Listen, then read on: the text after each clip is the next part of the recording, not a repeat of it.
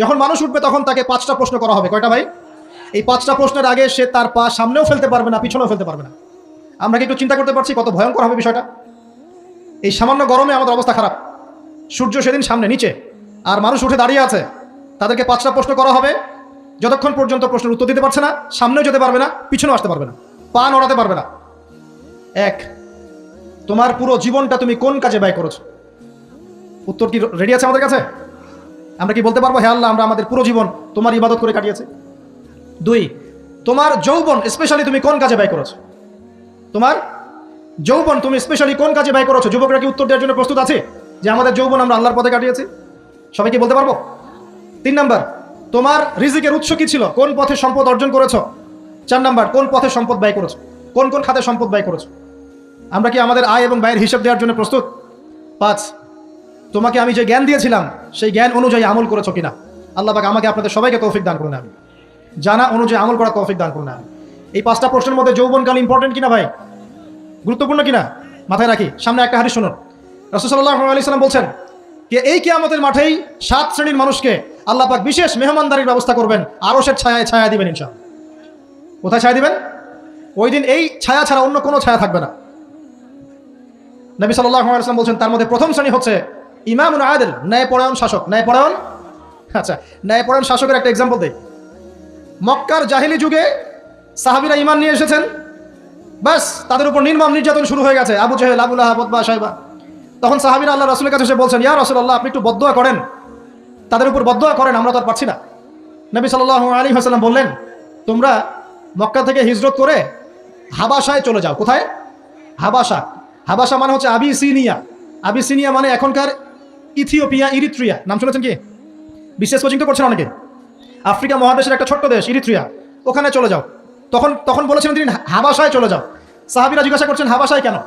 নবী সাল্লাল্লাহু আলাইহি ওয়াসাল্লাম বলছেন সেখানে একজন খ্রিস্টান ন্যায়পরায়ণ শাসক আছেন যার রাজ্যে কেউ জুলুমের শিকার হয় না। কি বললাম বলেন তো? হাবাসায় কে আছেন? একজন মুসলিম না খ্রিস্টান? খ্রিস্টান ন্যায়পরায়ণ শাসক আছেন যার রাজ্যে কেউ জুলুমের শিকার, মুসলমান নন এমন একজন শাসকের প্রশংসা করে আমাদের নবীজি বললেন তার রাজ্যে কেউ জুলুমের শিকার হয়। সুবহানাল্লাহ। সাহাবীরা সেখানে হিজরত করলেন, নেতৃত্ব দিয়েছেন জাফর বিন আবি তালিব রাদিয়াল্লাহু আনহু। সেই সাহাবী বাদশা নাজাশী, তার নাম ছিল বাদশা নাজাশী, তার সামনে দাঁড়িয়ে সূরা মারিয়াম তেলাওয়াত করেছিলেন। ওই সূরা মারিয়ামে ইয়াহইয়া, যাকারিয়া, ঈসা, তার মা, এই গল্প ঘটনাগুলো আছে। এই সূরা তেলাওয়াত শুনে বাদশা নাজাশীর চোখ দিয়ে পানি পড়তে পড়তে দাড়ি ভিজে গিয়েছিল। সুবহানাল্লাহ। সে সেখানে ঈমান নিয়ে আসেন, মুসলমান হন, আলহামদুলিল্লাহ। আমাদের নবীজি তার জানাজার নামাজ পড়েছিলেন, আমাদের নবীজি তার গায়েবানা জানাজার নামাজও পড়েছেন, বলেন সুবহানাল্লাহ। এখানে একটা পয়েন্ট খালি বলতে চাই, একজন অমুসলিম শাসক সম্পর্কে আমাদের নবীজি মন্তব্য করেছিলেন তার রাজ্যে কেউ জুলুমের শিকার হয় না। আর আজকের দিনে সারা বিশ্বের কোনো কোনো ক্ষেত্রে মুসলিম শাসকদের ব্যাপারেও এই কথা বলা যায় না যে তার রাজ্যে কেউ জুলুমের শিকার হয় না। আল্লাহ পাক বলছেন আরশের ছায়া আমি ছায়া দিব 7 শ্রেণীর মানুষকে। কয় শ্রেণী? তার মধ্যে প্রথম শ্রেণী হচ্ছে ইমামুন আদিল, ন্যায়পরায়ণ শাসক। আল্লাহ পাক আমাদের সমস্ত শাসকদেরকে ন্যায়পরায়ণ হওয়ার তৌফিক দান করুন। 2 নাম্বার, সেই যুবককে আমি সেখানে আশ্রয় দিব যেই যুবক তার যৌবনকালটা আল্লাহর পথে কাটিয়ে দিয়েছে। এবার কি হাদিসটা আপনি পেয়েছেন?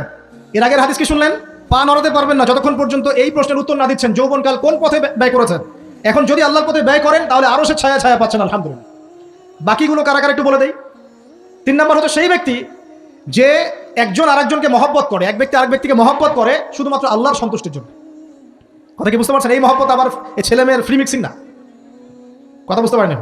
দিনের খাতিরে মহব্বত, আল্লাহর জন্য মহব্বত, আল্লাহর জন্য কিনা। 4 নাম্বার এমন ব্যক্তি যে এত গোপনে দান করে যে তার বাম হাত জানে না ডান হাত কি দান করেছে। আমরা তো এখন 1 টাকা দান করলে 100 টাকা ফুটাই। ফেসবুক আছে, মারাত্মক একটা জিনিস ফেসবুক, মানে এটা মানুষকে আর মানুষ রাখে না। যে ব্যক্তি ফেসবুকে আসক্ত তার সাথে কথাবার্তা বলা, লেনদেন, চলাফেরা খুব ডিফিকাল্ট। মানে কি বোঝেন আগে কথাটা? কেন ডিফিকাল্ট? কারণ সে এত বেশি আসক্ত এখানে যে পান থেকে চুন খসলে সে আপনাকে পাবলিকলি ধুয়ে রেখে দিবে। কিছু হইলে আপনাকে ফেসবুকে টেনে নিয়ে আসবে, ফেসবুকে সবাইকে বলবো উনি আমার সাথে এই কাজ করছে। আপনি বলারও টাইম পাবেন না যে আপনি নির্দোষ। তো খুব মুশকিল না এগুলা। আল্লাহ মাফ করুক আমাদেরকে। এমনভাবে দান করে যে বাম হাত জানে না ডান হাত কি দান করছে। 5 নাম্বার এমন ব্যক্তি যে এটা যুবক, এটাও যুবক, যাকে কোনো সুন্দরী নারী আহ্বান করছে জিনার জন্য, সুন্দরী উচ্চ বংশের নারী, যে আসো আমার সাথে জিনা করো। ওই ইউসুফ আলাইহিস সালামের মতো, মনে আছে? ইউসুফ আলাইহিস সালামের ঘটনা মনে আছে? আচ্ছা, কিন্তু সেই যুবক বলে, সেই ব্যক্তি বলে ইন্নী আখাফুল্লাহ, আমি আল্লাহকে ভয় করি, আমি তোমার সাথে খারাপ কাজ করতে পারবো না। এরকম ছেলে এবং এরকম মেয়ে এখন সমাজে খুঁজে পাওয়া যায়? হাতে গোনা, হাতে গোনা। আপনি অনলাইন ঘাটাঘাটি করেন, গুগল করেন, ক্রস চেক করেন, দেখবেন বাংলাদেশের 25 বছরের কম বয়সী ছেলে আর মেয়েদের জেনার হার কত আপনি বের করে দেখেন। 25 বছরের কম যে যুব সমাজ আমাদের সামনে আছে, তাদের মধ্যে কত পার্সেন্ট যুবক এখন পর্যন্ত ফিজিক্যাল সম্পর্ক করেনি কারোর সাথে, আপনি খুঁজে বের করতে পারবেন। শুধু ছেলেদের ক্ষেত্রে এটা নয়, মেয়েদের ক্ষেত্রেও আছে। এই যে অনার্স লাইফ পার করার আগেই বহু মেয়ে সতীত্ব নষ্ট করে ফেলছে, বহু ছেলে সতীত্ব নষ্ট করে ফেলছে। কথাগুলো কি রাগ করছেন? আমি আপনাদের ভাই এবং আমি আপনাদেরকে মহব্বত করি। আমরা জেনার পথে যাব না, আমরা হালাল সম্পর্কে থাকবো ইনশাআল্লাহ। যখন আপনি জেনায় চলে যাবেন, আপনার কলব থেকে আল্লাহ নূর নষ্ট হয়ে যাবে। এটা এমন একটা পাপ যেটা করার পর মানুষ আল্লাহর সামনে মাথা তুলে দাঁড়াতে পারে না, লজ্জায় চোখ নেমে যায়, ইবাদতে স্বাদ পায় না। যখন হারাম সম্পর্কে, ফ্রি মিক্সিং এগুলোতে মানুষ থাকে, ইবাদতে মানুষ স্বাদ পায় না। দিনের পর দিন ইবাদত করে মনোযোগ আসে না, মন লাগে না, চোখ দিয়ে একটু পানি বের হয় না, আল্লাহর জন্য কাঁদতে পারে না, কারণ মনের মধ্যে তো নূর নাই। আর যখন একটা মেয়ে বেপরদায় থাকে, সে অনেক ইবাদত করলেও তার এই বেপরদায় থাকার কারণে সমাজের বহু মানুষের চোখের জেনা হয়ে যায়। এতে করে ওই সব মানুষের পাপের ফল এই মেয়েটাকে ভোগ করতে হয় এবং মানুষের চোখের বদনজর লাগে, ওই মেয়ে অসুস্থ হয়ে পড়ে মানসিকভাবে, শারীরিকভাবে। আমি আমাদের যুবক ভাই এবং বোনদেরকে রিকোয়েস্ট করবো, আল্লাহর ওয়াস্তে চরিত্রটাকে পবিত্র রাখার চেষ্টা করুন। আল্লাহ পাক তৌফিক দান করুন। এই যুবকে আল্লাহ পাক আরশের ছায়া দিবেন যে একটা মেয়েকে পেয়েও আল্লাহর ভয় তাকে ভোগ করে নাই। আল্লাহ পাক এরকম যুবক ঘরে ঘরে তৈরি করুন। তাহলে কি করবেন ভাই? হালাল উপার্জনের ব্যবস্থা করবেন, ব্যাস সরাসরি বিয়ে করে ফেলবেন। পরিবারকে বোঝানোর চেষ্টা করবেন, না বুঝলে আন্দোলন শুরু করবেন যে আমি জেনা করতে চাই না, আমি বিয়ে করতে চাই, বিয়ে আমার দেওয়ানি লাগবো, মানে এরকম। ব্যাস, তারপর দেখবেন বাপ মা কেমন করে বিয়ে না দেয়। আল্লাহ সাহায্য করবে ইনশাআল্লাহ। আল্লাহ আমাদের যুবক ভাইদেরকে চরিত্র হেফাজত করার স্বার্থে বিয়েকে সহজ করে দিন। আমি আবার কাউরে নিয়ে পালায় যায় না, ওই কাজ করতে যায় না কিন্তু আবার, ঠিক আছে? কারণ এভাবে কোর্টে গিয়েও যদি একটা মেয়ে বিয়ে করে, এই বিয়ের জায়েজ না জায়েজ নিয়ে অনেক কথা আছে। অতএব এইসব ঝুঁকির মধ্যে যাবেন না, বাসায় বোঝানোর চেষ্টা করবেন। আরেক শ্রেণীর ব্যক্তি আছে যাদেরকে আল্লাহ পাক আরশের ছায়া দিবেন। তারা কারা?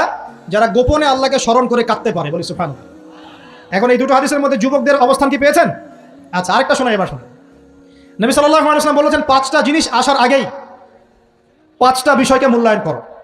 1, তোমার বার্ধক্য আসার আগেই তোমার যৌবনকে মূল্যায়ন করো। যৌবনের গুরুত্ব পেলেন তো এবার? তোমার মৌত আসার আগেই তোমার জীবনকে মূল্যায়ন করো। সচ্ছল থাকা অবস্থাতেই অসচ্ছলতাকে মূল্যায়ন করো, অসচ্ছলতা আসার আগেই সচ্ছলতাকে মূল্যায়ন করো। অসুস্থতা আসার আগেই সুস্থতাকে মূল্যায়ন করো। এবং এই যে কথাটা বললাম যে তোমার বার্ধক্য আসার আগেই যৌবনকালটাকে মূল্যায়ন করো। এই হাদিসগুলোর মধ্যে আমরা সংক্ষিপ্ত পরিসরে যৌবনকালের গুরুত্ব পাচ্ছি কিনা ভাই? এখন এই যৌবনকালটা আমাদের কাটানো উচিত আল্লাহ পাকের ইবাদতের মধ্য দিয়ে। এই যৌবনকালটা আমাদের কাটানো উচিত কয়েকটা বিষয়ের মধ্য দিয়ে। তার মধ্যে আমি 10টা পয়েন্ট আপনাকে বলবো। কয়টা ভাই? 10টা। 1, এই যৌবনকালে সবার আগে আমাদের কর্তব্য হচ্ছে দিনের ইলম অর্জন করা। কি করা ভাই? দিনের ইলম অর্জন বলতে আমি কি বোঝাচ্ছি? দিনী ইলম অর্জন বলতে আপনাকে আমি বোঝাচ্ছি যে কমপক্ষে কোরআনটুকু তেলাওয়াত করতে শিখুন, হাদিসগুলো পড়তে শিখুন, ইসলামী বইপত্র পড়াশোনা করুন, পাশাপাশি জেনারেল সাবজেক্টগুলোও পড়াশোনা করুন। এদিকে আপনি এগিয়ে যান, এদিকেও এগিয়ে যান, দুই দিকে আগাতে থাকেন।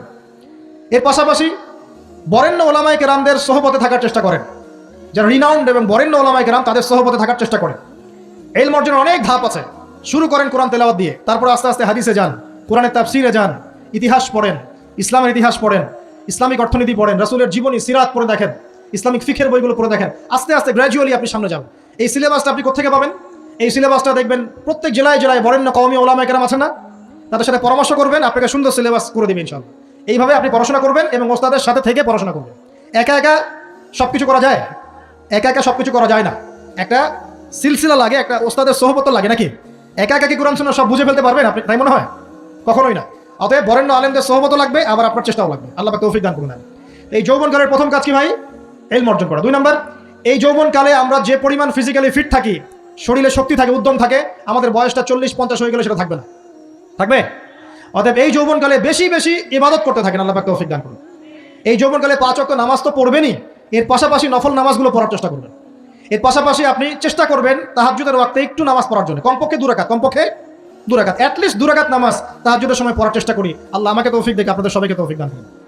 ওই সময় আপনি যে দোয়াই করবেন আল্লাহর কাছে কবুল হবে ইনশাআল্লাহ। যে দোয়াই করবেন আল্লাহ কবুল করবেন ইনশাআল্লাহ, যদি আপনার রিজিকটা কি হয়? হালাল হয়। হারাম রিজিক দিয়ে ইবাদত কবুল হয়? হারাম রিজিকের দোয়া কবুল হয়? কবুল হয় না। 3 নাম্বার, এই যৌবনকালে আমরা রাসূলের সুন্নতের উপর বেশি আমল করবো ইনশাআল্লাহ। করা যাবে ইনশাআল্লাহ? আমরা নিয়াত করতে পারি যে ইনশাআল্লাহ চেহারাগুলো পরিবর্তন হবে, চেহারা পরিবর্তন মানে কি? হ্যাঁ, রাখা যাবে না? এখনো গজায় নাই? প্রত্যেক সপ্তাহে আপনাকে নবীর সুন্নতের উপর এরকম করে কুরবানি এবং জবাই করতে কে বলেছে? নবী সাল্লাল্লাহু আলাইহি ওয়াসাল্লামের সুন্নতকে জবাই করাটা কি ভালো কাজ? হ্যাঁ বলেন তো। আমরা তো এমন অনেক নাপিত ভাইদেরকে চিনি যারা এই ধরনের বক্তব্যগুলো শুনে আলহামদুলিল্লাহ জীবন পরিবর্তন করেছেন। তার দোকানে লিখে দিয়েছেন এখানে চুল কাটা হয়, দাড়ি শেভ করা হয় না। খুশি হন নাই? মুসলিমদের কথা বলছি, অমুসলিমদেরকে নিয়ে আমাদের চিন্তা নাই তো? চিন্তা আছে? একটা কথা মনে রাখবেন, একটু কথাটা মনের কান দিয়ে শোনেন। দাড়ি হচ্ছে একমাত্র ভিজিবল সুন্নত। দাড়ি হচ্ছে একমাত্র ভিজিবল সুন্নত। ভিজিবল মানে কি? যা দেখা যায়। দাড়ি একমাত্র ভিজিবল সুন্নত, দৃশ্যমান সুন্নত, যেটা নিয়ে আপনি আমি কবরে যাবো ইনশাআল্লাহ। আর কোনো সাইন দেখে বোঝার বুদ্ধি নাই এই ব্যক্তি কত বড় মুসলিম, কত বড় সুন্নতের পাবন ছিল। খালি কপালের সেজদার দাগ আর চেহারা দাড়ি বাকি থাকবে ইনশাআল্লাহ। কথা বুঝতে পারছেন ভাই? নিয়াত করা যায় একটু দাড়ি ছেড়ে দিব, নাকি দাড়ি রাখলে চাকরি পাবেন না? দাড়ি রাখলে মেয়ে দিবে না নাকি? তো যে মেয়ে দাড়ি রাখলে বিয়ে করতে চায় না তাকে বিয়ে করারও দরকার নাই। আর দাড়ি রাখলে যে চাকরি আপনাকে ছাড়তে হবে চাকরিও করার দরকার নেই। চাকরির মধ্যে সব রিজিক আপনার মনে হয়? রিজিকের সবচেয়ে বড় অংশ আছে কিসের মধ্যে? বিজনেসের মধ্যেই। যারা বিজনেস করে তাদের আন্ডারেই লক্ষ লক্ষ মানুষ চাকরি করে। বাংলাদেশে যে ইকোনমিক সিস্টেম, এই ইকোনমিক সিস্টেমের মূলে কারা জানেন? ব্যবসায়ীরা। কারা? বড় বড় ব্যবসায়ীরা। এমন অনেক ব্যবসায়ী আছেন যাদের একজনের জাকাতের টাকা দিয়ে একটা গ্রামের মানুষকে খাওয়ানো যায়। বিশ্বাস করছেন না? ইকোনমিক তো আমার সাবজেক্ট, আমরা পড়েছি এগুলো, পড়াশোনা করেন দেখেন। বিজনেস, এরপরে আছে ক্রিয়েটিভ কোনো প্রজেক্ট, এমন কোনো প্রজেক্ট যেটা এখন পর্যন্ত কেউ লঞ্চ করে নাই। এখন অনলাইনে অনেকে আয় করেন না? আজকে থেকে 20 বছর আগে মানুষ এটা করেছিল। এখন অনেক মানুষ বাহির থেকে পড়াশোনা করে দেশে এসে এই যে ডেইরি প্রজেক্ট করছে, পোলট্রি করছে, নতুন নতুন অনেক প্রজেক্ট করছে না? কৃষিভিত্তিক অনেক কাজ করছে। তারা কি সচ্ছল না? আমি একজন ভাইয়ের কথা জানি, যিনি আলহামদুলিল্লাহ আল্লাহর এই অধম বান্দার ওয়াজ শুনে সুদের চাকরি ছেড়ে দিয়েছিলেন। চাকরি ছেড়ে দিয়ে তিনি চায়ের বিজনেস শুরু করে, চায়ের বিজনেস। তো ইদানিং জানলাম তিনি এখন মানুষকে টাকা ধার দেন। মাশাআল্লাহ, তিনি এখন মানুষকে টাকা ধার দেন চায়ের ব্যবসা করেই। আর আমাকে তো এখনো মানুষের কাছে হাত পাততে হচ্ছে। কথা বুঝতে পারেন নাই? আল্লাহ পাক তাকে সুদ ছেড়ে দেওয়ার জন্য সচ্ছল করে দিয়েছেন। এই ওসিলা দিয়েই তিনি সচ্ছল হয়েছেন আলহামদুলিল্লাহ। রিজিক কার হাতে? এটা বিশ্বাস করেন, রিজিক আল্লাহর হাতেই। আল্লাহ পাক চাইলে আপনাকে বেহিসাব রিজিক দিবেন ইনশাআল্লাহ। অতএব সুন্নতকে বিসর্জন দিয়ে নয়, সুন্নতে থাকেন, আল্লাহ পথ খুলে দিবেন ইনশাআল্লাহ। আল্লাহ পাক তৌফিক দান করুন। যুবক ভাইদেরকে বলছিলাম, তাহলে প্রথম কাজ আমাদের ইলম অর্জন করা, তারপরে কি ভাই? নামাজের পাবন্দ হওয়া, আর নামাজ ফরজের পাশাপাশি নফলগুলোও চর্চা করা। 3 নম্বর বলেছি রাসূলের সুন্নতের উপর একদম ইস্তেকামা, দৃঢ়ভাবে আমল করা। আর সুন্নত শিখতে হলেই তো 3 দিনের জন্য বেরিয়ে যান, 7 দিনের জন্য, 40 দিনের জন্য বেরিয়ে যান। সুন্নত শিখিয়ে আপনাকে বাসায় পাঠিয়ে দিবেন ইনশাআল্লাহ। পড়াবে না? অনেক মানুষ মনে করে যে তাদের ওখানে গেলে আমার আকীদা নষ্ট হয়ে যাবে। হ্যাঁ, তাই না? তারা বিভ্রান্ত। হ্যাঁ, নাউজুবিল্লাহ। স্বপ্নে পাওয়া ধর্ম, অনেকে টিটকারি মারে, স্বপ্নে পাওয়া ধর্ম। এইসব ব্যাঙ্গের ছাতার মতো আদর্শের দিকে মুখ ফিরাবেন না। মাকবুল জামা, যেগুলো মাকবুল জামা, ক্লাসিক্যাল ইসলামের মধ্যে থাকেন, আপনি বিভ্রান্ত হবেন না ইনশাআল্লাহ। তারা আপনাকে কখনো খারাপ কাজে আদেশ করেছে? কত চোর ডাকাত মদখোর মানুষ সেখানে গিয়ে 5 ওয়াক্ত নামাজি হয়ে গেছে, সুদের ব্যবসা ছেড়ে দিয়েছে, মাদক ছেড়ে দিয়েছে, আল্লাহর ওলি হয়ে গেছে আলহামদুলিল্লাহ। তো আপনাকে তারা সুন্নত শিখিয়ে বাসায় পাঠিয়ে দেবে। এছাড়া আপনি অন্যভাবে শিখতে চাইলে শিখবেন, সমস্যা কি? যদি মাদ্রাসায় পড়ার তৌফিক থাকে তাহলে পড়বেন। সবাই কি মাদ্রাসায় পড়ার তৌফিক পাবে? পাবে না।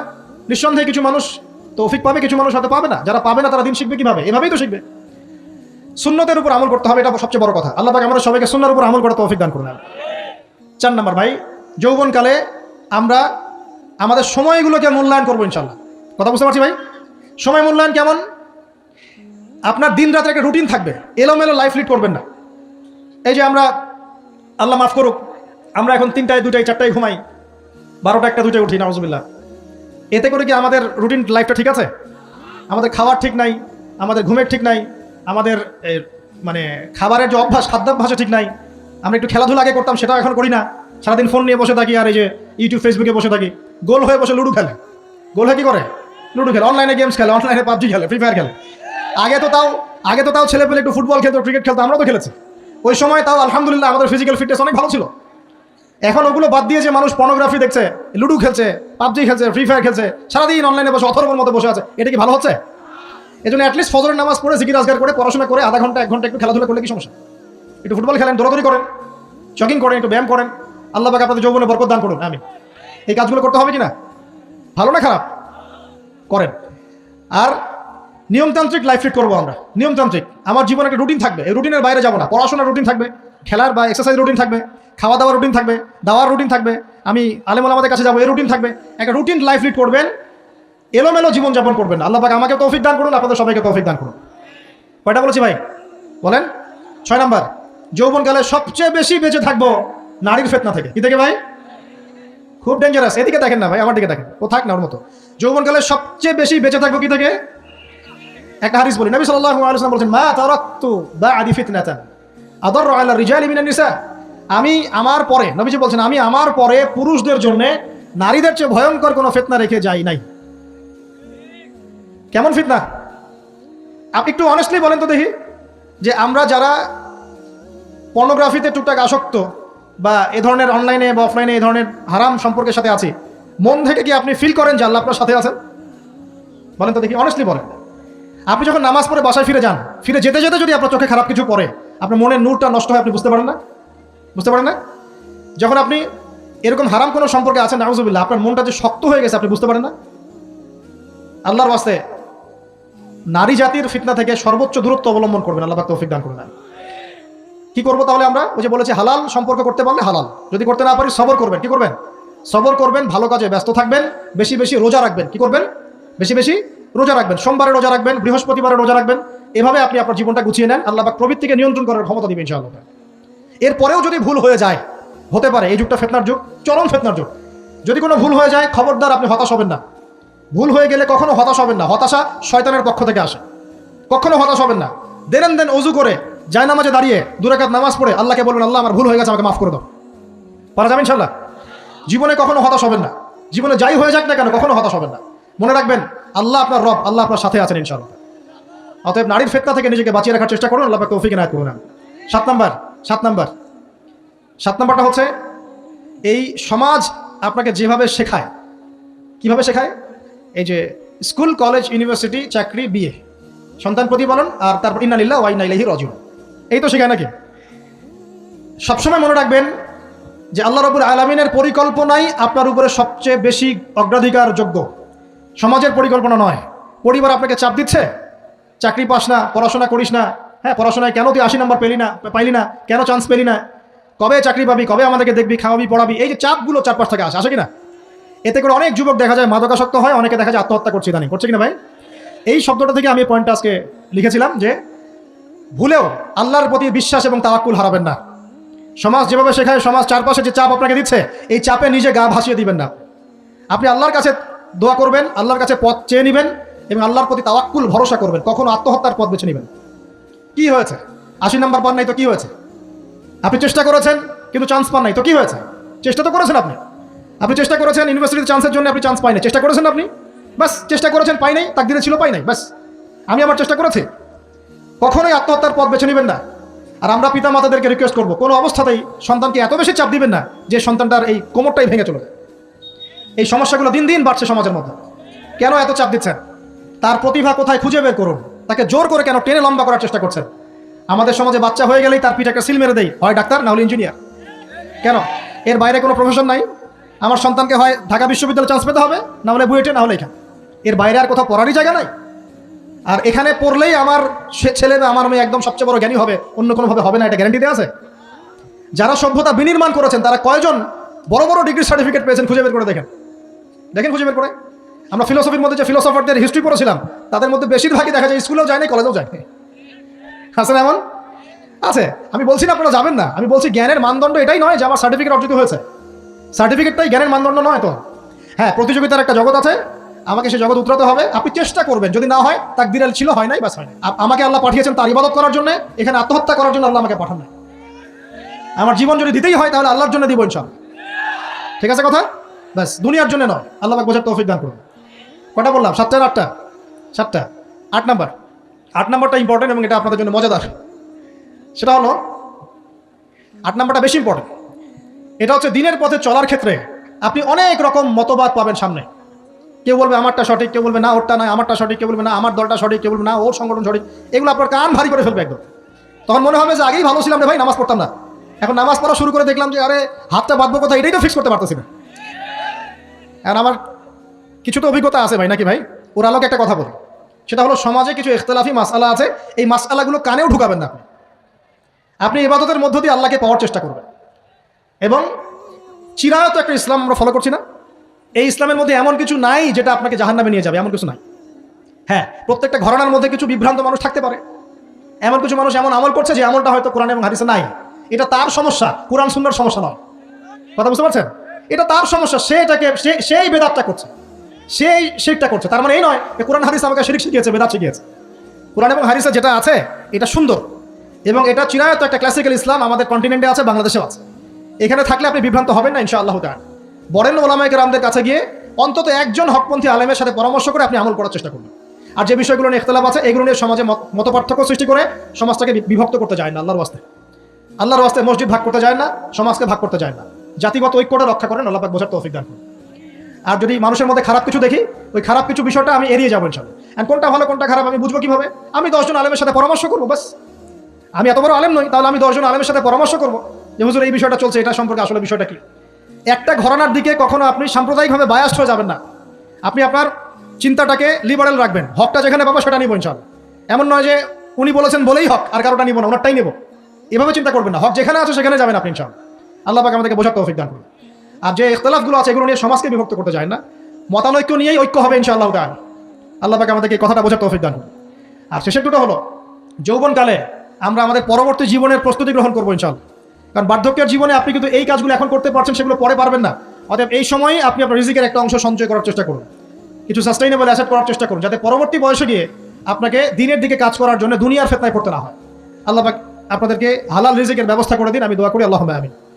আর সবশেষ যেটা বলতে চাচ্ছিলাম, দেখুন যৌবনকালে আমরা যা করতে পারবো অন্য সময় পারি না। তাই এই যৌবনেই ইলম অর্জন করে আল্লাহ পাকের দিনের এই দাওয়াতের মেহনত আমরা শহরে শহরে, গ্রামে গঞ্জে, জেলায় উপজেলায়, প্রত্যন্ত অঞ্চলে সমস্ত জায়গায় পৌঁছে দিব ইনশাআল্লাহ। যৌবনকালে আমরা বেশি বেশি দাওয়াতি কাজ করার চেষ্টা করবো, আল্লাহ পাক তৌফিক দান করুন। যতটুকু জানেন, আপনি এতটুকু জানেন না যে নামাজ পড়তে হয় 5 ওয়াক্ত, তাহলে নিজে পড়েন, মানুষকে নামাজের দাওয়াত দেন। আপনি এতটুকু জানেন না যে ভাই সুদ খাওয়া হারাম, জানেন কিনা ভাই? ব্যাস আপনি মানুষকে বলেন যে ভাই হালাল খাই, সুদ না খাই। আপনি এতটুকু জানেন না যে জেনা করা হারাম, বাস আপনি আপনার বন্ধুকে দাওয়াত দেন, ভাই জেনার দিকে যাস না এবং হারাম অ্যাফেয়ার্সে যাস না। যতটুকু জানেন অতটুকু মানুষের কাছে পৌঁছে দেন, আল্লাহ পাক তৌফিক দান করুন। যুবক ভাইদেরকে আমি এই 10টা নসিহত করলাম আজকে, এই নসিহতগুলো একটু মেনে চলেন, যৌবনটা সুন্দর হবে ইনশাআল্লাহ। এছাড়া আর অনেক নসিহত আছে, এগুলো ওই যে বইগুলোর নাম বলে দিয়েছি, আল্লামা তাকি উসমানী হুজুরের যে বইগুলো, এগুলো পড়েন ইনশাআল্লাহ, দেখবেন আরো অনেক হেদায়েত আপনি পাবেন। মোটা দাগে কথা হচ্ছে ইলম অর্জন করতে হবে। রাজি আছে কিনা ভাই? রাজি আছে কিনা বলেন? ইলম অনুযায়ী আমল বাড়িয়ে দিব, রাজি আছে কিনা? হকপন্থী ওলামায়ে কেরামের সাথে পরামর্শ করে চলবো, রাজি আছে কিনা? আমরা যৌবনকালে হালাল রিজিক অন্বেষণের চেষ্টা করবো, রাজি আছে কিনা? যৌবনের সময়কে বিন্যাস করে চলবো, এলোমেলো জীবনযাপন করবো না, রাজি আছে কিনা? নারীদের ফেতনা থেকে বেঁচে থাকার চেষ্টা করবো, রাজি আছে কিনা? আগামী দিনের জন্য, ইসলামকে এগিয়ে নেওয়ার জন্য দাওয়াতের মেহনত করবো, রাজি আছে কিনা? আচ্ছা, এখন আসেন, এগুলো আমাদের করণীয় ছিল, আমাদের যুবকরা এখন করছে কি সেটা শোনেন। আমাদের যুবকরা এখন কিশোর গ্যাং করছে। কিশোর গ্যাং কি করছে? আপনাদের পরিবারের কর্তা যারা আছেন তাদেরকে আমি একটু রিকোয়েস্ট করবো, আপনার সন্তানের দিকে খেয়াল রাখেন। আপনার সন্তানকে যত ছোট মনে করছেন, আপনার সন্তান এখন এত ছোট নয়। কিশোর বয়সে সে এমন পাপও করে ফেলেছে যা আপনি এখনো করেন নাই। কিশোর বয়সে এমন এমন পাপ করা তার শেষ যা আপনি এখনো চিন্তা করতে পারেন না। অতএব সন্তানকে শুধু গায়ে গতরে বড় করলে হয় না। আমরা যে সন্তানকে মানুষ করার জন্য নিজের ঘাম ছেড়ে দিচ্ছি, মানুষ করার অর্থ হচ্ছে ওর আত্মাটাকে গড়ে তোলা, শুধু দেহটাকে গড়ে তোলা নয়, তার আত্মাটাকে গড়ে তুলুন। সন্তান থেকে খেয়াল রাখেন। ঢাকা শহরে কিশোর গ্যাংয়ের দৌরত্বে টেকা যাচ্ছে না, রাস্তাঘাটে ছিনতাই করছে, মাদক সেবন করছে, মানুষের সম্পদ মোবাইল ধূপ করে কেড়ে নিয়ে দৌড় দিচ্ছে, এক গ্যাং আর গ্যাংয়ের সাথে মারামারি করছে। এগুলো শিখছে কোত্থেকে? এগুলো শিখছে আপনার ওই যে অপসংস্কৃতি দেখে দেখে।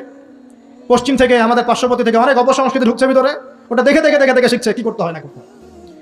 দুইটা গ্যাং তৈরি করছে, এবং সিনেমাতে যেমন দেখানো হয় সে নিজেকে ওই রকম করে চিন্তা করা শুরু করেছে। এই কনসেপ্টগুলো মানুষ পাচ্ছে কোথায়? নাটক সিনেমা থেকে পাচ্ছে।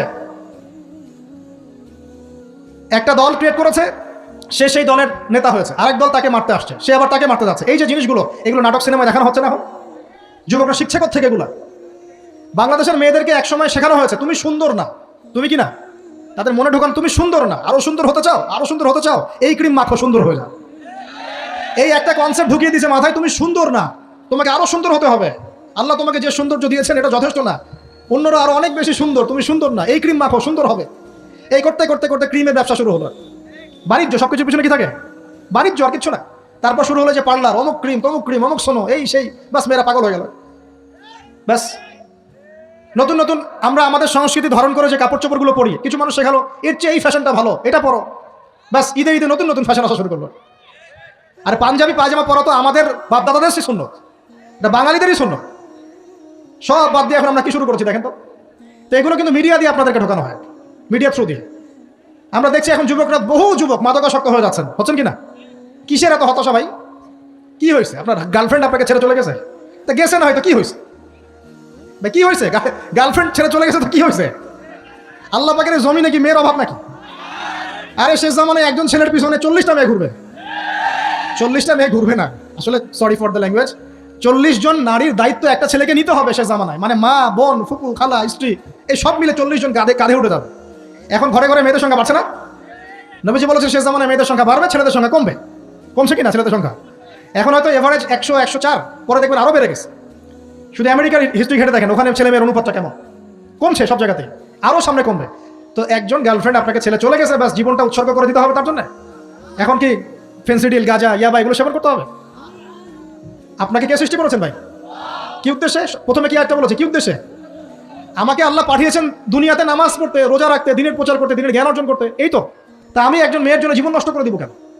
আমি তাহলে আল্লাহর কাছে কি মুখ দেখাবো আর নবীর কাছে কি মুখ দেখাবো? ওখানে গিয়ে বলবো আল্লাহ আমি আমার অমুক প্রেমিকার জন্য আশেক হয়ে একদম জীবন দিয়ে দিয়েছি, আত্মহত্যা করেছি? গেছে ভাই, যাইতে দেন। যে ব্যক্তি আপনার অবস্থানকে মূল্যায়ন করে নাই, সে আপনার যোগ্য ছিল না। এখন আপনি কি করবেন? নিজের অবস্থান উন্নত করেন, আপনার পিছনে লাইন ধরে ঘুরবে ইনশাআল্লাহ। এটাই বাস্তবতা। দুনিয়া খুব খারাপ জিনিস। মানুষ মানুষের অবস্থানকে মূল্যায়ন করে, মানুষ মানুষের অবস্থানকে মূল্যায়ন করে, কিন্তু আল্লাহ রাব্বুল আলামিন আপনাকে সর্বাবস্থায় ভালোবাসেন। আলহামদুলিল্লাহ। এই যে আমরা এখন অনেক পাপ করছি না, আল্লাহ কি আমাদেরকে আযাব দিয়ে ধ্বংস করে দিয়েছেন? আল্লাহ পাক এখনো আমাদেরকে ভালোবাসেন, রহম করেন, অপেক্ষায়। আল্লাহ পাক অপেক্ষা করছেন কখন তওবা করবে, আমি তওবা কবুল করব। এই কখন আমার বান্দা খালি একবার বলে আস্তাগফিরুল্লাহ, আল্লাহ পাক সাথে সাথে মাফ করে দেবেন।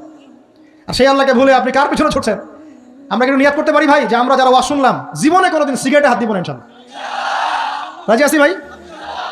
অন্য বড় বড় জিনিস তো বহু দূরের কথা। আচ্ছা, অনেকে রাজি হয় নাই কেন? আপনারা কি অলরেডি আসক্ত? আমি অনেক ভাইকে দেখেছি মাশাআল্লাহ ইফতার খুলেই একদম বেনসন টানা শুরু করে। হ্যাঁ, এটা যে হারাম আপনাদের কেউ ওয়াজ করে শোনায় নাই? এটাকে কি মনে করেন আপনারা, হারাম না হালাল? কেউ বলেছে মাকরু, নাকি মাকরু ফতোয়া দিয়েছে? মাকরু শব্দের অর্থ জানেন আপনি? মাকরু শব্দের অর্থ কি একটু শোনেন। সূরা বনী ইসরাইল খুলবেন। কোন সূরা?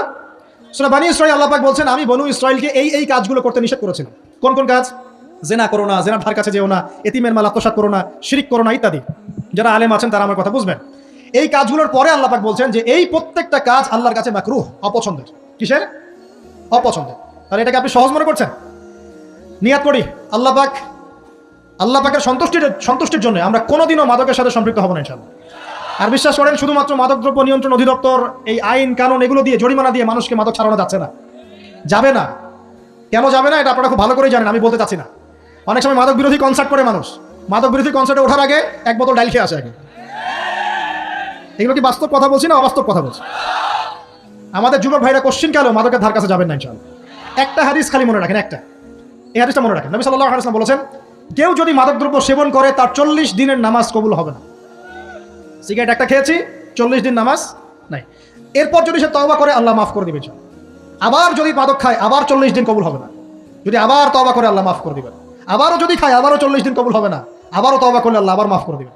চতুর্থবার সে যদি মাদক খায়, আল্লাহ রাসূল সাল্লাল্লাহু আলাইহি ওয়াসাল্লাম বলছেন আল্লাহ পাক কিয়ামতের মাঠে তাকে তিনাতুল খাবাল পান করাবেন। কি পান করাবেন? তিনাতুল খাবাল। সাহাবীরা বললেন ইয়া রাসূলুল্লাহ, এটা কি তিনাতুল খাবাল কি? নবী সাল্লাল্লাহু আলাইহি ওয়াসাল্লাম বলছেন এটা হচ্ছে জাহান্নামীদেরকে আযাব দেওয়ার পর তাদের রক্ত মাংসের যে পুঁজ বের হবে, এই যে ড্রিঙ্কস, জাহান্নামের হার্ড ড্রিঙ্কস, এই ড্রিঙ্কসের নাম হলো তিনাতুল খাবাল। আল্লাহ পাক আমাদের সবাইকে মাদক থেকে বাঁচিয়ে রাখুন। হতাশা মাদক দিয়ে দূর হয় না। হতাশা দূর হবে বলে দিব 3টা জিনিস, মাত্র 3টা। কয়টা ভাই? 1, 5 ওয়াক্ত নামাজ। এক কি? নামাজে আপনি ওযু করে সিজদা দেন, ইনশাআল্লাহ আপনার মনে প্রশান্তি না আসলে আমাকে এসে বলেন যে আসে নাই। চোখের পানি, মনের আবেগ যা আছে আপনার ভিতরে, কষ্ট, দুঃখ, যন্ত্রণা সব আল্লাহকে ঢেলে দিবেন ইনশাআল্লাহ। নিজের আবেগ ধরে রাখবেন এখানে, আপনি আল্লাহর জন্য ঢেলে দিবেন। মানুষকে আবেগ দেখা কি লাভ? মানুষ আপনার চোখের পানির মর্ম বুঝবে? মানুষ কি মানুষের চোখের পানির মর্ম বুঝে? আপনার পিতা যদি মারা যায় আমার কাছে এসে দোয়া চান, কান্নাকাটি করে, আমি দোয়া করতে পারবো, কিন্তু আমি কিন্তু আপনার ফিলিংসটা বুঝতে পারবো না। আপনার অনুভূতি কে বুঝতে পারবেন? আল্লাহ পাক আপনার ঘাড়ের রগের চেয়েও কাছে আছে। সুবহানাল্লাহ, সুবহান। আল্লাহ পাক ঘাড়ের রগের চেয়ে কাছে আছে। গতকালকে বাংলাদেশের একজন বরেণ্য আলেমের সাথে একটা কনফারেন্সে ছিলাম। উনি বলছিলেন যে এক ব্যক্তি, এটা শোনেন, এক ব্যক্তি খুব তার শখ যে তিনি সাহাবীদের মতো নামাজ পড়া শিখবেন। কথা বুঝতে পারছেন? সাহাবীদের মতো নামাজ শিখবেন। তো একজন বরেণ্য আলেমের কাছে এসেছেন, এসে বলছেন যে আমাকে সাহাবীদের মতো নামাজ শিখিয়ে দেন। তখন সেই আলেম আরেকজন আলেমের সন্ধান দিয়েছেন, যা তুমি তার কাছে যাও, তিনি শেখাবেন। তো সেই ব্যক্তি একটু অবাক হয়েছেন, কারণ যাকে প্রশ্ন করেছিলেন তিনি অনেক বড় মুহাদ্দিস, আর যার কাছে পাঠানো হচ্ছে তিনি অত বড় মুহাদ্দিস নন, কিন্তু আবেদ, আমল করেন। তাকে গিয়ে বলছেন উনি আমাকে পাঠিয়েছেন সাহাবী ওয়ালা নামাজ শিখিয়ে দেন। তখন তিনি বলছেন ঠিক আছে, সুন্দর করে অজু করে আসো, সুন্দর করে অজু করে আসো। অজু করার সময় খালি খেয়াল রাখবা যে আমি অজু করছি শুধু আল্লাহর সন্তুষ্টির জন্য। কি খেয়াল রাখবেন? অজু করছি শুধু আল্লাহকে রাজি খুশি করার জন্য অজু করছে, আর কোনো উদ্দেশ্য নয় আমার। অজু করতে যাচ্ছে, তিনি আবার বলছেন দাঁড়াও, শুধু আল্লাহকে রাজি খুশি করার জন্য অজু করো। আবার শুরু করছেন, আবার বলছেন শোনো, শুধু আল্লাহকে রাজি খুশি করার জন্য অজু করো। এভাবে বলতেই আছেন, নামাজে দাঁড়িয়ে আছেন, দাঁড়ানোর আগে বলছেন শোনো, শুধু আল্লাহকে রাজি খুশি করার জন্য নামাজ পড়ো। বলতেই আছেন। এক পর্যায়ে সে ব্যক্তি নামাজ শুরু করলো, নামাজে মনোযোগ এদিক ওদিকে যায়, আর তার মাথায় এটা আসে, এই শুধু আল্লাহকে রাজি খুশি করার জন্য আমাকে নামাজ পড়তে হবে, শুধু আল্লাহকে রাজি খুশি করার জন্য নামাজ পড়তে হবে। এই চিন্তা তার মনের মধ্যে ঘুরপাক খাচ্ছে। এভাবে নামাজটা সে শেষ করেছে। শেষ করে চিন্তা করছে যে নামাজ তো পুরোপুরি মনোযোগ দিতে পারলাম না, বারবার মাথার মধ্যে এরকম চিন্তা আসছে, আল্লাহ আমাকে তো মাফ করে দাও, নামাজটা আমার মনে হলো না ঠিক মতো। তখন সে ফিরে এসে সে ওস্তাদকে বলছেন আমার তো নামাজ এরকম করে পড়লাম, কিন্তু শেষমেশ মনে হলো যে নামাজটা হয়তো কবুল হয় নাই, আল্লাহর কাছে খুব মাফ চাইলাম, আল্লাহ আমাকে মাফ করে দাও, নামাজটা মনে হলো না। তখন সেই যে প্রথম ব্যক্তি যিনি পাঠিয়েছেন তিনি বলছেন এটাই হলো সাহাবী ওয়ালা নামাজ। তারা আল্লাহকে রাজি খুশি করার জন্য নামাজ পড়তেন, নামাজ শেষ করে আল্লাহর কাছে ইস্তেগফার করতেন, আল্লাহ কিছুই হলো না। আমার কথা কি বুঝতে পারছেন? অতএব আল্লাহকে রাজি খুশি করার জন্য আপনি আপনার আবেগ, আপনার ইবাদত সব ঢেলে দিবেন, অন্য কারো কাছে কিছু পাওয়ার আশা করবেন। অতএব নামাজ আপনার মাদকের দিকে যাওয়া লাগবে না, নামাজই আপনার হতাশা দূর করে দেবে ইনশাআল্লাহ। 2 নম্বর আমল হচ্ছে কোরআন তেলাওয়াত। যে ব্যক্তি কোরআন তেলাওয়াত করতে পারে নিয়মিত, তার মনের মধ্যে এই হতাশা, এই ভীরুতা, এই কাপুরুষতা কিচ্ছু আসবে না ইনশাআল্লাহ। আমি গ্যারান্টি দিচ্ছি আপনাকে, হতাশা আসবেই না আপনার মনে যদি আপনি কোরআন বুঝতে পারেন। কোরআনের একটা আয়াত নিয়ে কোনো সময় দেখা যায় 2-3 ঘন্টা সময় পার হয়ে যাচ্ছে, আয়াতটা ছেড়ে সামনে যেতে পারছি না। কোরআনের ভিতরে ঢুকলে আপনি দুনিয়ায় ভুলে যাবেন কি হচ্ছে আশপাশে। আমি এমন অনেক আলেমকে দেখেছি যে একটা বই, পাতলা একটা বই, আরবি বই নিয়ে পড়া শুরু করেছেন, ওই যে ফজরের পরে জোহরের ওয়াক্ত হয়ে যাচ্ছে, বইটাই শেষ করতে পারেনি এখন। বুঝতে পারবেন না, যখন আপনি ইলমের ভিতরে ঢুকে যাবেন, কোরআনের ভিতরে, হাদিসের ভিতরে, আপনার দুনিয়ার খেয়ালই নাই। একজন আলেম তিনি এক রাত্রে একটা বই লিখেছিলেন, চটি বই, এক রাত্রের মধ্যে। বলা হচ্ছে তার সম্পর্কে বলা হচ্ছে যে রাতের খাবার তাকে দেওয়া হয়েছে যে আপনি এটা খেয়ে নেন, তো যে খাবারটা পাশেই আছে, খাবারটা খাবো, এটা লিখে খাবারটা খাবো, এরকম তার চিন্তা ছিল। ফজর হয়ে গেছে, বই লিখাও শেষ, খাবার এই অবস্থায় পড়ে আছে, ডুবে গেছেন ভিতরে, খাওয়ার মাথায় তার খেয়াল নাই। এরকম হয়। একজন মনীষী, বিখ্যাত মনীষী, রিয়াদুস সালেহীন কিতাবের রাইটার, সংকলক আল্লামা নববী রাহিমাহুল্লাহ, এরকম সারা রাত চলে গেছে, পাশে 2টা খেজুর খাওয়ারই সময় পাবে, হাদিস নিয়ে গবেষণা করতে রাত পার হয়ে গেছে। আমি বলতে চাচ্ছি যখন ইলমের ভিতরে, কোরআন হাদিসের ভিতরে ঢুকে যাবেন, আপনার দুনিয়ার খেয়াল আপনার চলে যাবেন সঙ্গে, এই টেনশন, হতাশা, এই সেই বাদ। তখনই আল্লাহ পাক আপনাকে তার পক্ষ থেকে রহমত দিবেন, বরকত দিবেন, আল্লাহ আপনার দুনিয়ার কাজগুলো করে দিবেন ইনশাআল্লাহ। তখন দেখবেন কেউ আপনার দুনিয়ার ওই কাজটা করে দিয়েছে, কেউ ওই কাজটা করে দিয়েছে, কেউ বাসায় খাবার পাঠিয়ে দিয়েছে, আল্লাহ পাকই এগুলো করাই দিবেন ইনশাআল্লাহ। তো প্রিয় ভাইরা, মাদকে যাবো না আল্লাহর কাছে আসবো? 2 নম্বর কোরআন তেলাওয়াত, 3 নম্বর আল্লাহর জিকির। 3 নম্বর কি ভাই? আল্লাহর জিকির। চলতে ফিরতে সব সময় মুখ চলতে থাকবে, মুখ না চললেও মন তাজা থাকবে, মনে জিকির হতে থাকবে। মনে জিকির করতে পারেন? মুখ নড়বে না, কিন্তু মনে আপনার একটা জিকির হতে থাকবে, সুবহানাল্লাহ ওয়া আলহামদুলিল্লাহ লা ইলাহা ইল্লাল্লাহ আল্লাহু আকবার। পারা যাবে? পারে। মানুষের মন কখনো চুপ করে থাকে না, কিন্তু মানুষের মন অলওয়েজ কিছু না কিছু চিন্তা করতে থাকে না, যতক্ষণ না ঘুমায় মানুষ। তো প্রিয় ভাইরা, বেশি জিকির করবো, সুবহানাল্লাহ, আলহামদুলিল্লাহ, লা ইলাহা ইল্লাল্লাহ আল্লাহু আকবার, লা হাওলা ওয়ালা কুওয়াতা ইল্লা বিল্লাহ, এগুলো চলতে থাকবে। আল্লাহ পাক তৌফিক দান করুন। আমরা আমাদের সমাজে যুবকদেরকে এরকম টিকটকে দেখছি, অনলাইনে আসক্ত দেখছি, জেনায় আসক্ত দেখছি, পর্নোগ্রাফিতে আসক্ত দেখছি। আমরা দেখছি আমাদের যুব সমাজে মাদকে আসক্ত, কিশোর গ্যাংয়ে আসক্ত। এইগুলো কি আমাদের কাম্য ছিল ভাই? আমাদের কাম্য ছিল? এই অবস্থায় কি যুব সমাজ আল্লাহ পাকের দিনের পতাকা হাতে নিয়ে আল্লাহর জমিনে দিন কায়েম করতে পারবে কিনা? একটু আমাকে উত্তর দেন দেখি। এখন এই অবস্থায় পারবে? অতএব অবস্থার উন্নতি করতে হবে কিনা? উন্নতির জন্য রাজি আছি কিনা ইনশাআল্লাহ? আমরা চাই কি আল্লাহ পাকের দিনটা আল্লাহর জমিনে প্রতিষ্ঠা লাভ করুক, আল্লাহর দিন সবার ঘরে ঘরে পৌঁছে যাক, আল্লাহ পাকের দিনের যে সৌন্দর্য সবাই সেটাই, এই সৌরভটা সবাই পাক। আমরা চাই কিনা সমাজে শান্তি প্রতিষ্ঠা হোক, আবার সেই রাসূলের মতো যুগ চলে আসুক? আমরা চাই কিনা? অতএব আমাদের সবাইকে যৌবনের এই প্রলোভনগুলো থেকে বেরিয়ে এসে আল্লাহ পাকের ইবাদতে আত্মনিয়োগ করতে হবে। আল্লাহ পাক আমাদের সবাইকে তৌফিক দান করুন, বলি আমিন। আমাদের সবাইকে আল্লাহ রাব্বুল আলামিন কোরআন এবং হাদিসের গভীর জ্ঞান অর্জন করার তৌফিক দান করুন, বেশি থেকে বেশি ইবাদত করার তৌফিক দান করুন। আল্লাহ পাক সবাইকে হারাম সমস্ত রিজিক থেকে বাঁচিয়ে রাখুন, জেনা, ব্যভিচার এবং নারীর ফিতনা, মাদক থেকে আল্লাহ বাঁচিয়ে রাখুন। আল্লাহ পাক আমাদের সবাইকে হালাল রিজিক, হালাল সম্পর্ক যথেষ্ট করে দিন। আল্লাহ পাক আমাদের সবাইকে যেন দিনের দাওয়াতের মেহনত করার তৌফিক দান করেন এবং আলেম ওলামার সাথে পরামর্শ করে দিন শেখার এবং বোঝার তৌফিক দান করেন। আচ্ছা, আমার কাছে কিছু প্রশ্ন উত্তর আছে, এইগুলোর উত্তর দিয়ে আমি ইনশাআল্লাহ শেষ করব। আপনারা শান্তভাবে বসুন। আর লেকচার শেষ করার আগে 2টো বিষয় বলে শেষ করছি, একটু মনোযোগ দিন। আমাদের যুবতী দিনী বোনদের জন্য, এখানে বোনরা আছেন না? আছেন কি না? দিনী বোনরা আছেন?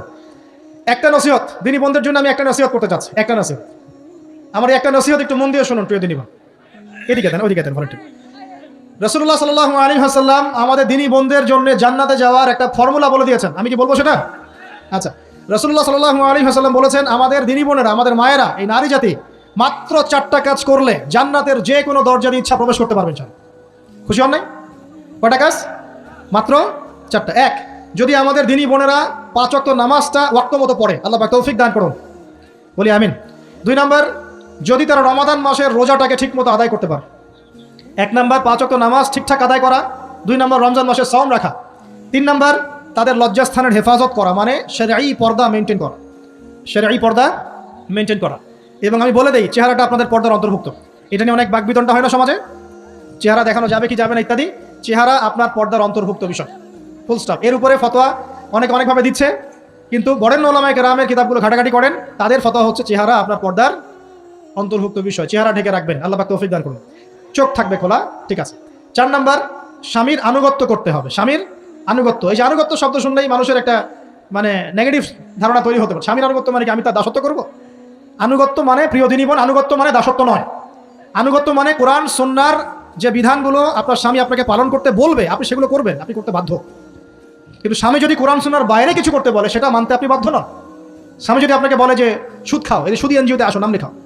স্বামী যদি আপনাকে বলে যে আসো বেপরদায় বাইরে যাই, সাজুগুজু করে বের হও, চলো ঘুরে আসে বেপরদায়। স্বামী যদি বলে দেবরকে একটু খাবারটা দিয়ে আসো, আমার অফিসের কলিগ আসছে, খাবার পরিবেশন করো, আসো ডাইনিংয়ে আসো। এই যে হারাম কাজ, বেপরদার আদেশ করছে, সুদের আদেশ করছে, আপনি সেগুলো পালন করবেন না। কিন্তু হালাল বৈধ যে কোনো বিষয় আপনি স্বামীর আনুগত্য করবেন, এটা আপনার ফরজ। এই 4টা কাজ যদি আপনি করতে পারেন, জান্নাতের যে কোনো দরজা দিয়ে ইচ্ছা আপনি প্রবেশ করতে পারবেন ইনশাআল্লাহ। আল্লাহ পাক আমাদের দিনী বন্ধুদেরকে এই 4টা কাজ করার তৌফিক দান করুন, আমাদের সবাইকে আল্লাহ পাক জান্নাতের জন্য কবুল করুন, বলি আমিন। আর একটা বিষয় বলতে চাচ্ছিলাম, সেটা হলো ওই যে প্রথমে বলেছি যে সূরা ইউসুফের সেই সমাধানটা বলবো কি না? আচ্ছা, সূরা ইউসুফটা ইনশাআল্লাহ আমি আরেকদিন পুরো সূরাটা সংক্ষিপ্ত করে আলোচনা করবো ইনশাআল্লাহ, যদি একটা লেকচারে সম্ভব হবে বলে মনে হচ্ছে না আমার কাছে।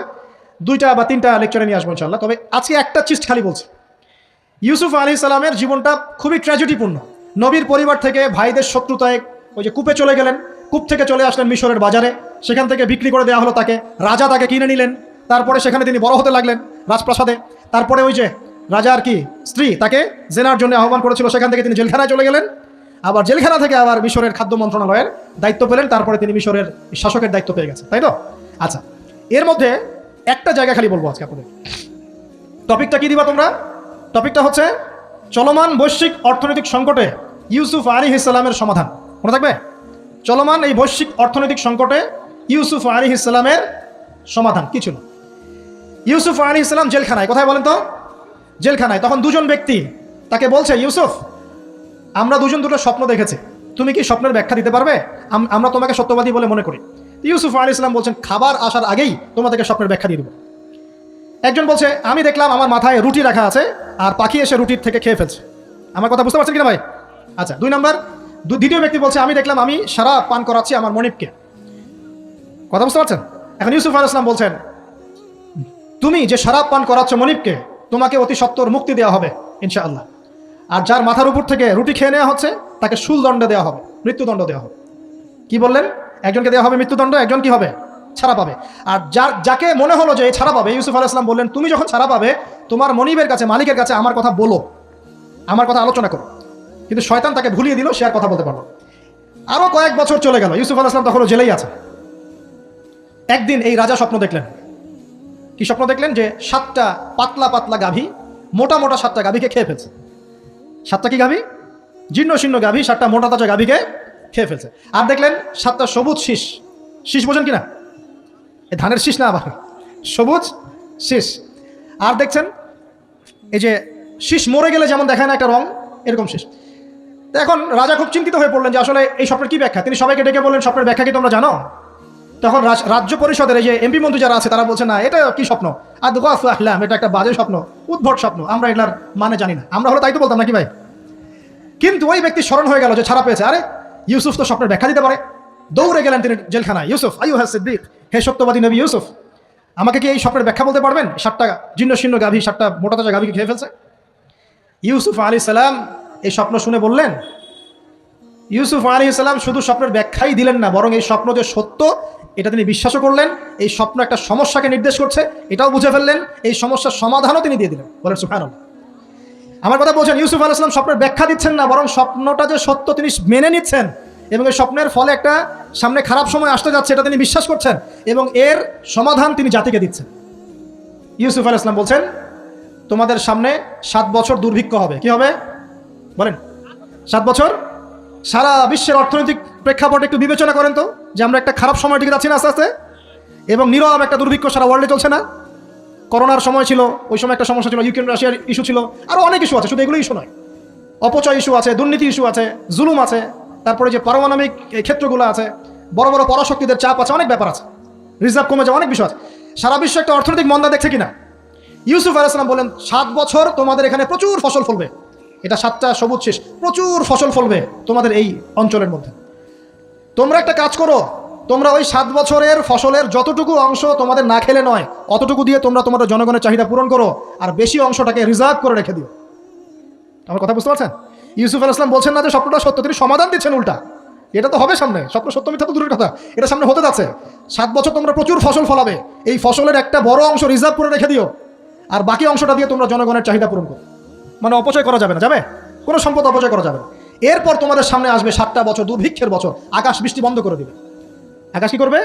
বৃষ্টি বন্ধ করে দেবে। তার মানে ওই 7 বছর আমরা কিভাবে চলবো তাহলে? এই যে রিজার্ভ করেছি, এই রিজার্ভ বা সঞ্চিত সম্পদ দিয়ে আমরা 7 বছর চলবো। এরপরে আল্লাহ রাব্বুল আলামিন 8ম বছরে আকাশ থেকে বৃষ্টি বর্ষণ করবেন, আবার ফসল ফলবে ইনশাআল্লাহ। কথা কি বুঝতে পারছেন? এই ব্যাখ্যা অন্যরা দিতে পারলো না, ইউসুফ আলাইহিস সালাম দিতে পারলেন। এই ব্যক্তি দৌড়ে গিয়ে রাজাকে বলল, এই হলো স্বপ্নের ব্যাখ্যা। রাজা, ইউসুফ এই স্বপ্নের ব্যাখ্যা দিয়েছেন। রাজা কত বিচক্ষণ ছিলেন, রাজা সত্য মিথ্যা চিনতেন, তিনি বুঝতেন যে আসলেই সত্য কাকে বলে, মিথ্যা কাকে বলে। এই আমার এমপি মন্ত্রীরা শোনো, তোমরা কেউ সমাধান দিতে পারো নাই, ইউসুফ সমাধান দিয়েছে। ইউসুফকে আমার কাছে নিয়ে আসো, আমি তাকে আমার কাছে নিকটে আসন দিব। বলেন সুবহানাল্লাহ। এবার ইউসুফ আলাইহিস সালামকে ডেকে তিনি সম্মানিত করলেন, সম্মানিত করে বললেন যে কোন দায়িত্ব দিলে তুমি আমাদের এই রাজ্যটাকে বাঁচাতে পারবে এই দুর্ভিক্ষের হাত থেকে? ইউসুফ আলাইহিস সালাম নিজে বলছেন, আমি হচ্ছে বিশ্বস্ত মানুষ, আমি হচ্ছি রাজুলুন আমিন, আমি বিশ্বস্ত এবং আমি আস্থাভাজন। আমাকে আপনি খাদ্য মন্ত্রণালয়ের দায়িত্ব দেন, ইনশাআল্লাহ আমি এই প্রবলেমগুলো সলভ করবো ইনশাআল্লাহ। এরপর তাকে দায়িত্ব দেওয়া হলো খাদ্য মন্ত্রণালয়ের। 7 বছর তিনি এরকম পলিসি গ্রহণ করলেন। মিশরের লক্ষ লক্ষ মানুষ পরবর্তী 7 বছরের দুর্ভিক্ষ থেকে বেঁচে গেল। কোরআন তো মূল্যায়ন করি না আমরা, আর কোরআনের কথা যারা বলে ওদেরকেও মূল্যায়ন করি না।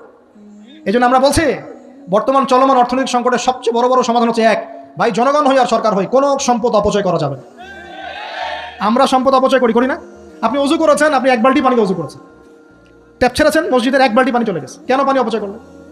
আমাদের 5টা ফ্যানের দরকার নেই বাসায়, আপনি 5টা ফ্যান চালাচ্ছেন কেন? আপনি ঘর থেকে বের হলেন, ফ্যান চলছে, কেন চলছে? ঘর মুছেছেন, ফ্যান ছেড়ে দিয়েছেন, ওই যে পাখা বাতাসে শুকাবে মাটি, কেন?